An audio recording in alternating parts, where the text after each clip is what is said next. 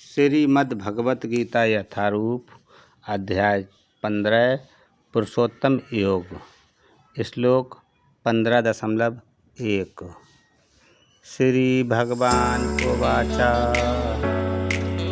ऊर्ध्वमूलमदाशाखम् अश्वत्थं प्राहुरव्ययम् छन्दांसि यस्य पर्णानि यस्तं वेद स वेदवित्तो। भावार्थ, भगवान ने कहा जाता है कि एक शाश्वत अश्वत्थ वृक्ष है जिसकी जड़ें तो ऊपर की ओर हैं और शाखाएं नीचे की ओर तथा पत्तियां वैदिक स्तोत्र हैं। जो इस वृक्ष को जानता है वह वेदों का ज्ञाता है।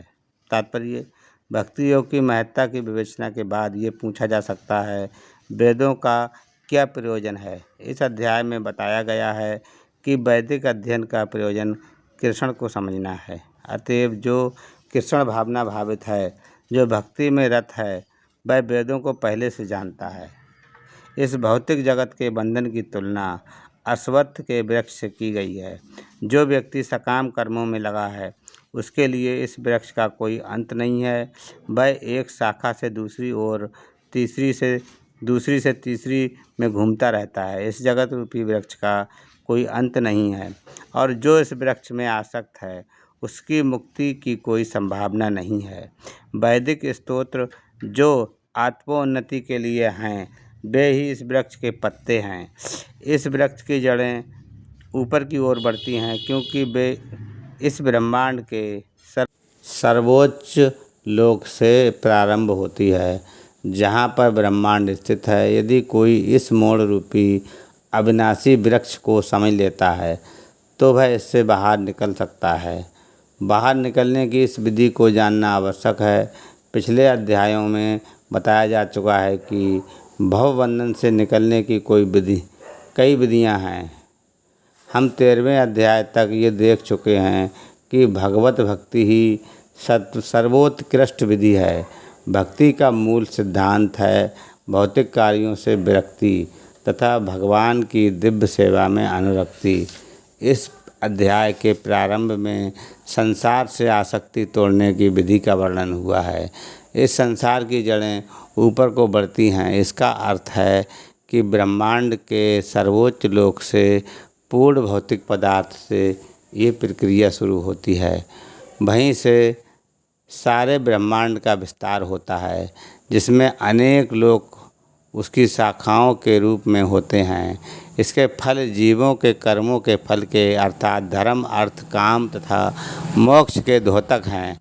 यद्यपि इस संसार में ऐसे वृक्ष का जिसकी शाखाएं नीचे की ओर हों तथा जड़ें ऊपर की ओर हों कोई अनुभव नहीं है, किंतु बात कुछ ऐसी ही है। ऐसा वृक्ष जलाशय के निकट पाया जाता है।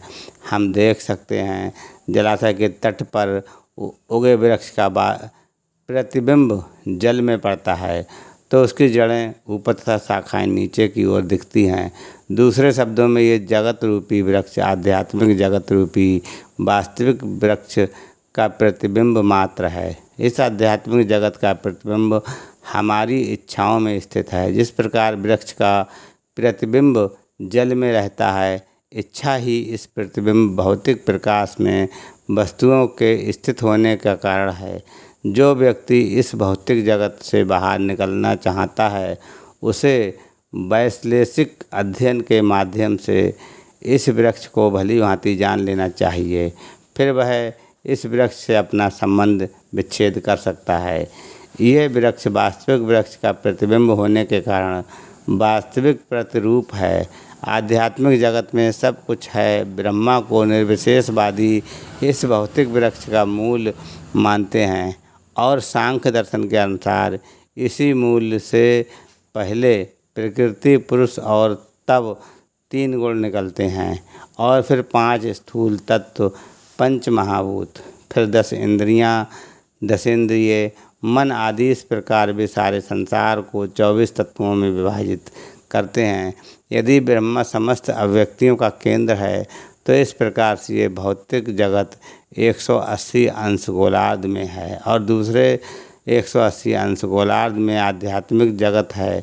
चूँकि यह भौतिक जगत उल्टा प्रतिबिंब है, अतः आध्यात्मिक जगत में भी इसी प्रकार की विविधता होनी चाहिए। प्रकृति परमेश्वर की बहिरंगा शक्ति है और पुरुष साक्षात परमेश्वर है।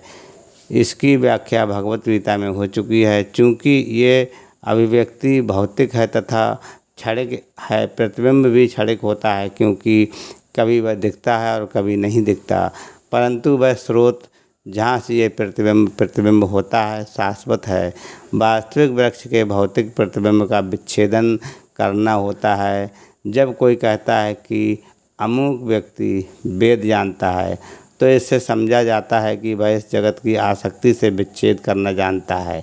यदि वह इस विधि को जानता है तो समझिए कि वह वास्तव में वेदों का जानता है।